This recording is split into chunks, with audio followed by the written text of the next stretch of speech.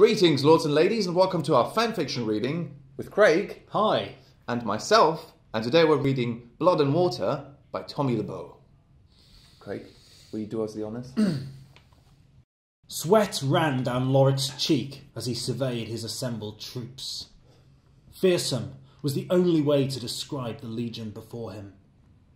Never before had this land seen such a gathering of swords. He was honoured to have the privilege of carrying Lord Stan's might to victory over the wild Picts.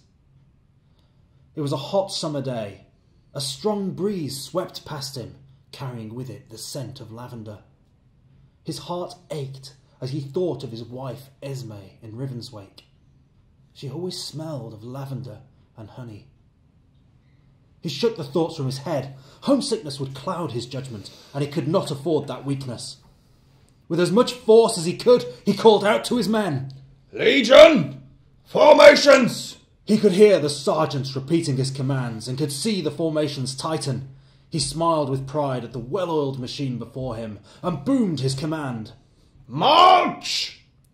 The rhythmic beat of the march thumped like Loric's heart. Smoke rose on the horizon, the banner of his enemies. Baldric, his field marshal, cantered up, a dour look on his face. "My lord, it looks like rain." Loric chuckled. Baldric must dislike getting wet, but he was right. The clouds were a deep, dark grey, storms looming on the horizon. Indeed so. Thunder will herald Stan's wrath. This ends today. Baldric nodded in agreement with his commander, and then rode back to place in the formation. His legion was growing ever closer to the rapidly assembling forces of the Pict warriors. He could hear them shouting amongst each other, watching them scrambling together to form hasty ranks. They were a fierce yet misguided people, Celtic raiders who often brought war to this land.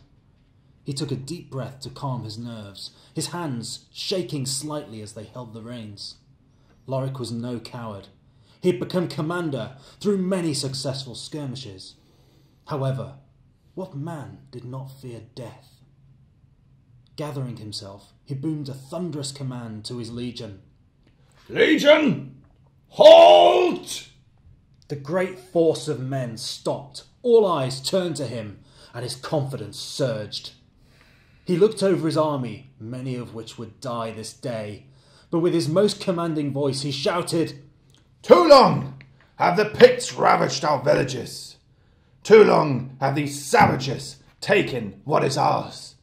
Too long have they murdered our sons and daughters. Brothers, raise up your blades.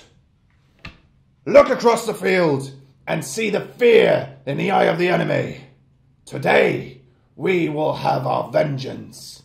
The legion roared their approval. Men slammed their swords against their shields. Never before had Loric been so proud.